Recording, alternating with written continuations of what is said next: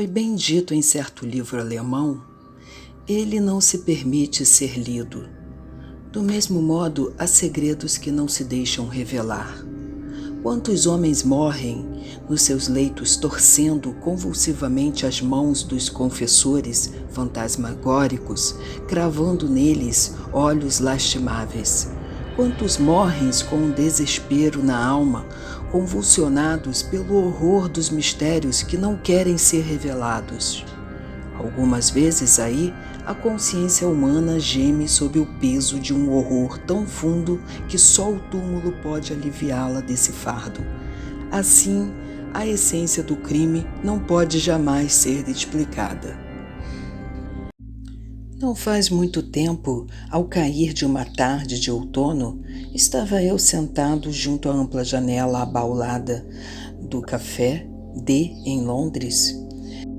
Convalescia então de uma doença de alguns meses e, à medida que ia recuperando as forças, estava com uma destas disposições felizes que são precisamente o contrário do aborrecimento, disposições em que a apetência moral está vivamente estimulada pela desaparição das cataratas que cobriam a visão espiritual, em que o espírito eletrizado ultrapassa tão prodigiosamente as suas faculdades ordinárias que a ingênua e sedutora divisa de Leibniz vence a retórica louca e fraca de Górgias. A simples ação de respirar era um gozo para mim, e mesmo de coisas muito plausíveis para desgostos a minha sensibilidade tirava um prazer positivo. Senti um interesse calmo, mas curioso por tudo.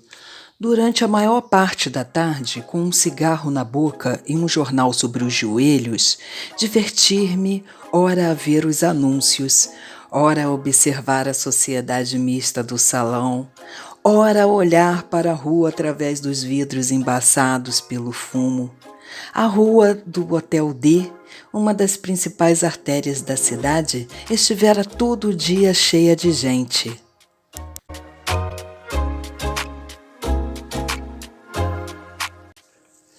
Com o cair da noite, a multidão aumentara ainda de sorte que, ao acender dos reverberos, duas correntes de povo, espessas e contínuas, desfilavam por defronte da porta. Aquele oceano tumultuoso de cabeças humanas penetrava-me de uma emoção deliciosa e perfeitamente nova. Nunca me sentira numa situação semelhante àquela em que me achava nesse momento particular da noite. Por fim, deixei de prestar atenção ao que se passava no hotel, absorto da contemplação da cena exterior. As minhas primeiras observações foram abstratas e gerais, olhando os transeuntes em massa e não os considerando senão na sua harmonia.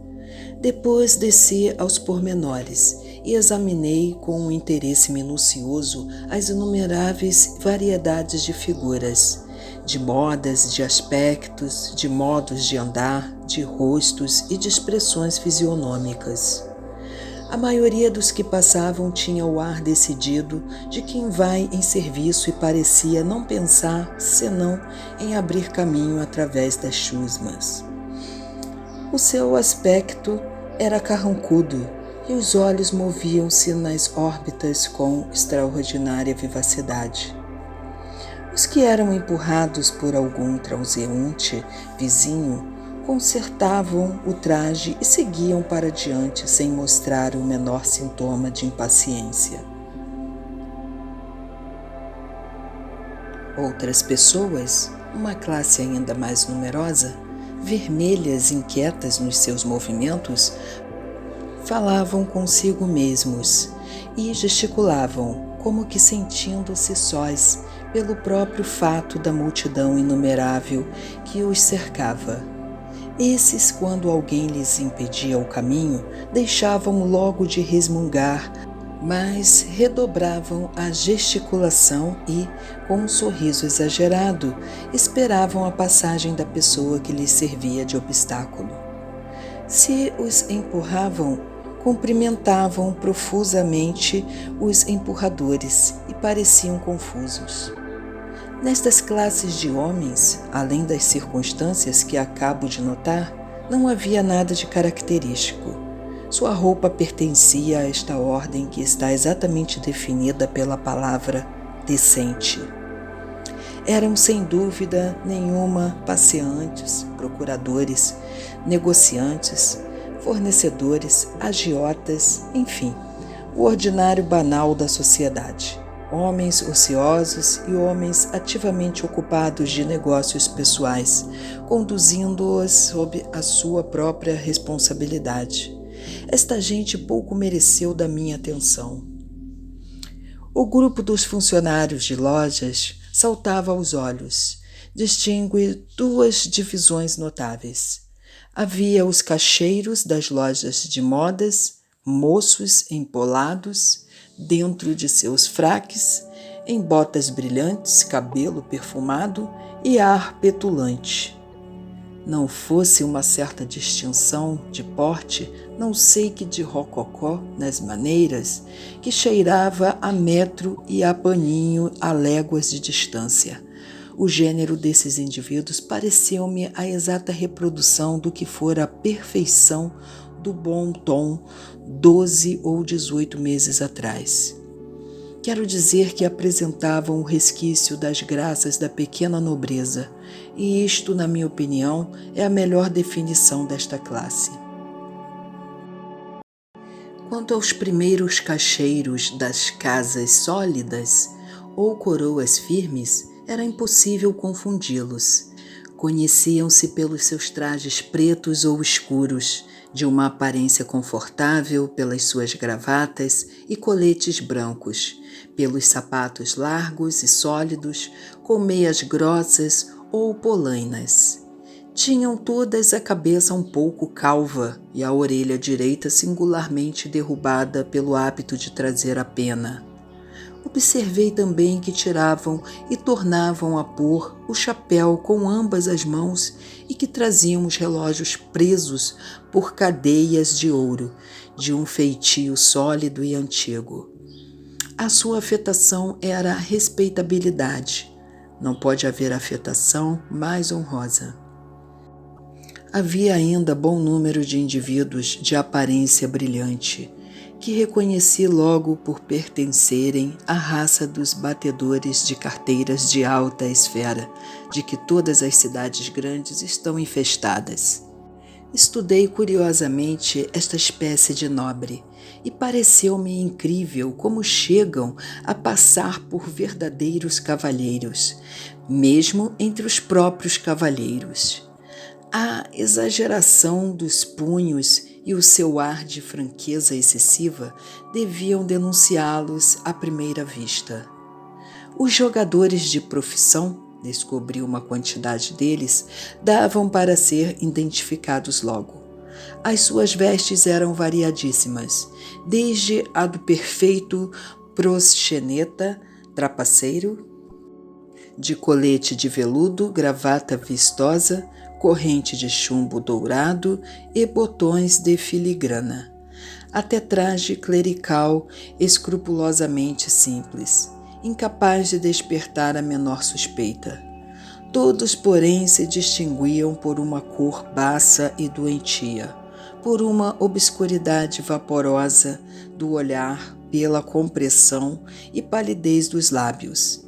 Havia ainda outros dois sinais que me faziam logo adivinhá-los: um tom baixo e reservado na conversação e uma disposição mais que ordinária a estender o dedo polegar até formar um ângulo reto com os outros dedos.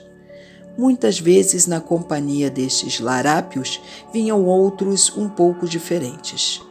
Contudo, via-se que eram aves da mesma pena. Podemos defini-los assim: cavalheiros que vivem do seu espírito. Esta raça, para explorar o público, divide-se em 2 batalhões, gênero dandy e gênero militar. Na primeira classe, os caracteres principais são longos cabelos e sorrisos. Na segunda, longos casacos e franzimentos de sombrolho. Descendo a escala do que se chama pequena nobreza, achei assuntos de meditação mais sombrios e profundos. Vi vendedores ambulantes judeus com os olhos brilhantes de falcão, em fisionomias cujo rosto não era senão abjeta humildade. Mendigos de profissão fazendo cara feia para pedintes de melhor aparência, a quem só o desespero lançara nas sombras da noite para implorar a caridade. Inválidos fraquíssimos, semelhantes a espectros, sobre os quais a morte havia já pousado mão segura, que cocheavam ou vacilavam através das chumas, erguendo para todos os olhos suplicantes, como que em busca de alguma consolação fortuita, de alguma esperança perdida. Moças honestas regressando de um labor prolongado a um lar sombrio e tremendo, mais tristes que indignadas, diante das olhadelas dos atrevidos, cujo contato direto não podiam evitar. Prostitutas de todas as espécies e de todas as idades, a beleza incontestável no primor da sua feminilidade, fazendo lembrar a estátua de Luciano, cuja superfície era mármore de Paros e o interior cheio de imundície. A leprosa em andrajos, repelente e absolutamente decaída, a bruxa velha rugosa, pintada, carregada de joias, fazendo uma última tentativa para a mocidade, a criança pura, apenas formada, mas já experiente por uma longa camaradagem nas monstruosas provocações do seu comércio e ardendo em desejos de ser classificada ao nível das suas primogenituras no vício. Bêbados inumeráveis e indescritíveis, estes esfarrapados, cambaleantes, desarticulados, com o rosto pisado e os olhos turvos, aqueles com os trajes inteiros ainda, porém sujos, uma arrogância irresoluta no olhar, lábios grossos e sensuais, rostos rubicundos e sinceros, outros vestidos de pano que noutro tempo havia sido bom e ainda agora escrupulosamente escovado, alguns caminhando com passo firme e mais largo que o natural, mas cujas fisionomias eram terrivelmente pálidas, os olhos atrozmente espantados e vermelhos, e que no seu andar extravagante através da multidão agarravam com dedos trêmulos todos os objetos que se achavam ao seu alcance. Depois vinham os pasteleiros, os mensageiros, os carvoeiros, os limpa-chaminés com os tocadores de órgão, os saltimbancos, os trovadores ambulantes, enfim, os artistas maltrapilhos e os operários de todas as espécies, esgotados pelo trabalho. E toda aquela turba ia com uma atividade ruidosa e desordenada cujas discordâncias mortificavam o ouvido e produziam nos olhos uma sensação dolorosa. Conforme a noite se aprofundava-se também o meu interesse pela cena, porque não só ia alterando o caráter geral da chusma, as suas feições mais nobres desvanecendo-se com a retirada gradual da melhor parte da povoação e realçando-se as mais grosseiras, à medida que o adiantamento da hora tirava da toca novas espécies de infâmia. Mas os raios dos bichos de gás, fracos primeiro, enquanto lutavam com o crepúsculo da tarde, tinham agora vencido a escuridão e derramavam sobre todos os objetos uma luz brilhante e agitada. Tudo era negro, mais resplandecente, como aquele ébano com o qual comparavam o estilo de Tertuliano. Os estranhos efeitos da luz obrigaram-me a reparar nas fisionomias dos indivíduos, E posto que a rapidez com que aquela multidão fugia diante da janela não me permitisse lançar sobre cada rosto senão uma vista de olhos, parecia-me, contudo, que, graças à minha singular disposição moral, podia ler, muitas vezes, no breve intervalo de um olhar, a história de longos anos. Com o rosto encostado nos vidros, ocupava-me assim em examinar a multidão, quando descobri de repente uma fisionomia, a de um velho decrépito de 65 a 70 anos. Uma fisionomia que me atraiu e absorveu logo a atenção pela sua absoluta idiosincrasia. Nunca vira na minha vida expressão semelhante àquela. Lembro-me de que o meu primeiro pensamento ao vê-lo foi de Retes, se o houvesse contemplado. Teria preferido grandemente as figuras que lhe serviram de modelo para pintar o seu demônio. Como eu procurava, durante o curto instante de um primeiro olhar, fazer uma análise qualquer do sentimento geral que aquela criatura estranha me transmitia, senti confusa e paradoxalmente no espírito as ideias da vasta inteligência, da circunspeção, da cupidez, da avareza sórdida, do sangue frio, da perversidade, da sede sanguinária, do triunfo, da alegria, do excessivo terror, do desespero intenso e supremo. Senti-me singularmente estimulado, absorto, fascinado. Quão extraordinária deve-se dizer, eu comigo mesmo, a história escrita naquele peito. Veio-me então um desejo ardente de não perder o homem de vista sem saber alguma coisa a seu respeito.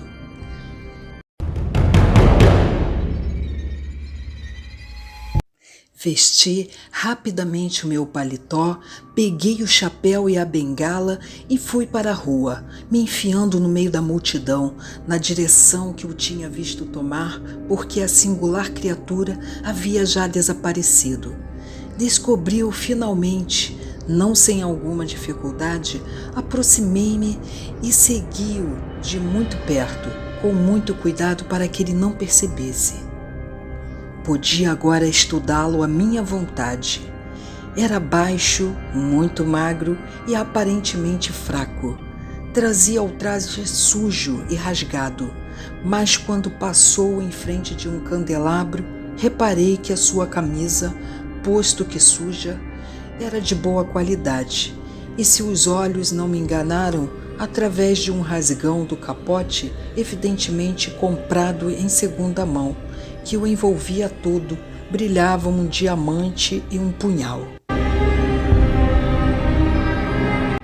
Estas observações excitaram-me a tal ponto a curiosidade que resolvi seguir o desconhecido por toda a parte onde lhe aprovisse ir.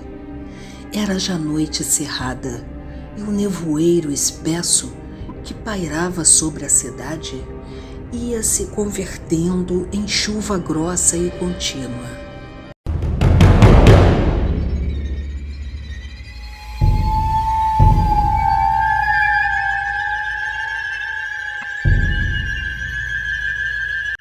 Aquela mudança de temperatura produziu um efeito estranho sobre o povo, que se agitou com um movimento novo, escondendo-se sob um mundo de guarda-chuvas. A ondulação, os encontrões e o zum-zum-zum das vozes tornaram-se 10 vezes mais fortes.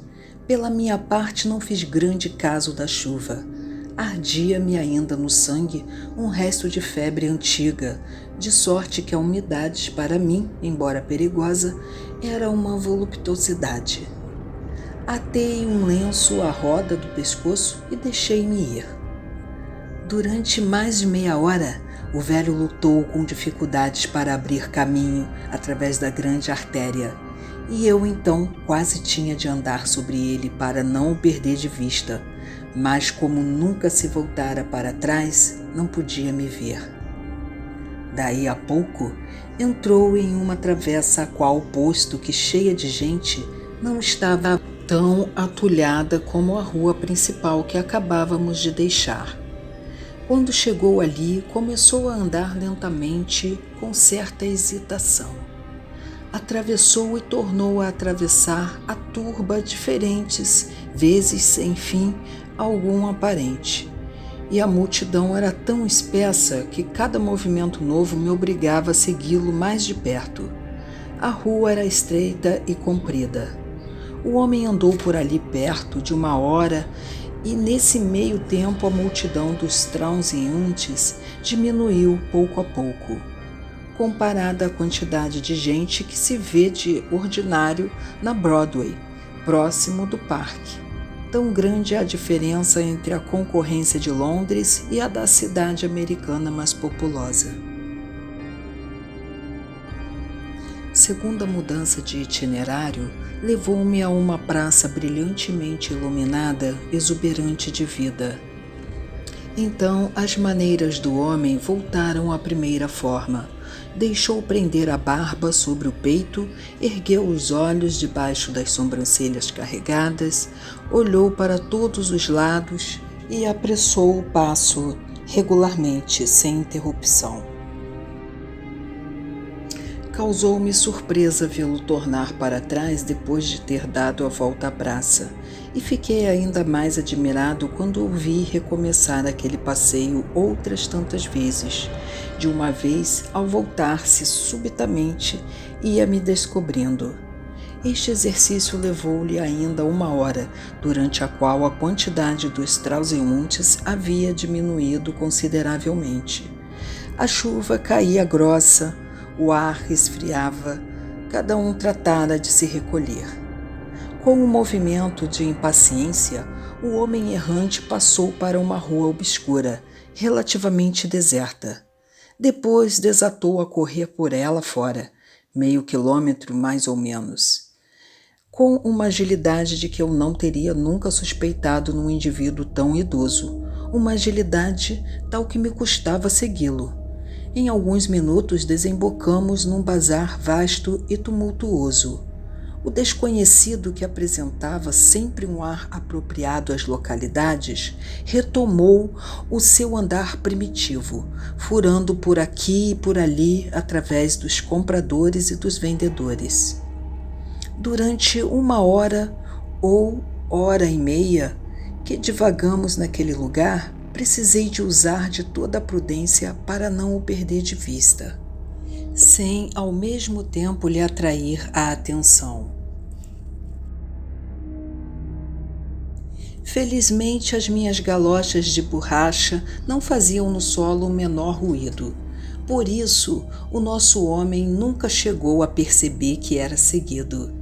Ele entrava sucessivamente em todas as lojas, não comprava nada, não dizia uma palavra e mirava tudo com um olhar vago e espantado. A sua conduta maravilhava-me cada vez mais, estimulando-me a não o largar enquanto não tivesse satisfeito a minha curiosidade. Ao soar das 11 horas, toda a gente apressaram em sair do bazar, tendo sido empurrado por um lojista que fechava apressadamente os mostradores. O homem estremeceu, violenta e convulsivamente. Saiu para a rua, olhou um instante com ansiedade incrível através de muitas travessas tortuosas e desertas, até chegarmos outra vez à grande rua do Hotel D, de onde havíamos partido. Contudo, o aspecto da rua tinha mudado. O gás dos lampiões brilhava sempre, mas a chuva caía copiosamente e apenas de vez em quando se viam alguns viandantes. O desconhecido empalideceu.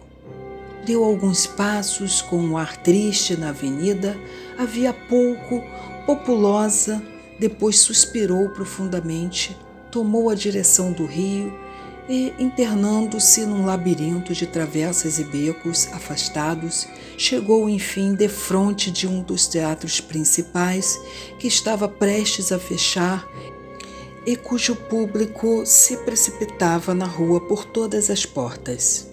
O homem abriu a boca como para respirar e entrou no meio da aglomeração. Ao mesmo tempo, pareceu que a tristeza profunda da sua fisionomia diminuiu. Deixou pender outra vez a cabeça sobre o peito e retomou a forma sob a qual me parecera pela primeira vez. Observei que se dirigia sempre para onde o apertão era maior, mas não pude compreender absolutamente nada do seu comportamento estranho. O público ia se dispersando e, na mesma proporção, voltaram ao velho a sua tristeza e as suas excitações. Seguiu de perto durante muito tempo um grupo de 10 ou 12 boêmios, mas pouco a pouco, um a um, o número diminui, reduzindo-se a 3 indivíduos, que ficaram todos numa rua estreita, obscura e pouco frequentada. Então o desconhecido fez uma pausa e pareceu ficar durante um momento imerso em profundas reflexões. Súbito, com uma agitação evidente, enfiou a toda a pressa por um caminho que nos conduziu ao extremo da cidade, a regiões muito diferentes das que havíamos atravessado até ali. Estávamos agora no bairro mais insalubre de Londres, onde todos os objetos têm o estigma horrível da pobreza miserável e do vício incurável. À luz acidental de um lustre sombrio, apercebiam-se as casas de madeira, altas, antigas, corunchosas, ameaçando ruína em direções tão várias e tão numerosas que mal se podia adivinhar no meio delas a aparência de uma passagem. As pedras da calçada, expulsas dos seus alvéolos pela relva triunfante, andavam espalhadas ao acaso. As valas das ruas estavam obstruídas pelas imundícies estagnadas. Toda a atmosfera regurgitava de desolação. Contudo, à medida que avançávamos, sentíamos reavivarem-se gradualmente os ruídos da vida humana. Por fim, apareceram oscilantes aqui e ali grandes bandos de homens dos mais infames que compõem a povoação de Londres. O espírito do velho tornou a palpitar como a luz de um candeeiro prestes a extinguir-se. Avançou outra vez com um pasmo elástico. De repente, ao voltar de uma esquina, apareceu-nos a luz flamejante de um desses templos enormes suburbanos da intemperança, um dos palácios do demônio, o Jin. Era quase madrugada, mas a multidão de bêbados miseráveis apertava-se ainda em torno da faustosa porta. Ante aquele espetáculo tumultuoso, o velho deu quase um grito de alegria. Retomou logo a fisionomia primitiva e começou a passar e repassar em todos os sentidos pelo meio da multidão, sem fim algum aparente. Contudo, não havia ainda muito tempo que ele se entregava àquele exercício, quando um movimento anormal na direção das portas anunciou que o taberneiro ia fechar. O que observei então na fisionomia do indivíduo singular, que me inspirava tanto interesse, foi alguma coisa mais intensa que o desespero.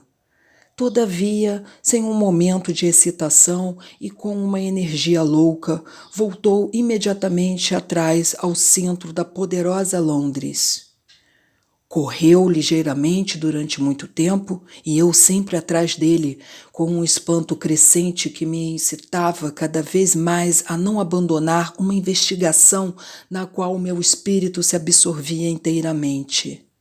Enquanto prosseguíamos na nossa carreira, levantou-se o sol. Quando chegamos outra vez ao ponto da reunião comercial da populosa cidade, a rua do Hotel D, apresentava um aspecto de atividade e de movimento humano quase igual ao que havíamos presenciado na noite precedente. E ainda ali, No meio da confusão, sempre crescente, obstinei-me longo tempo a seguir o desconhecido.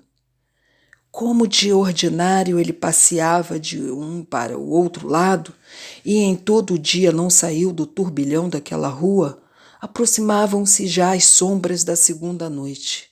Eu estava extenuado.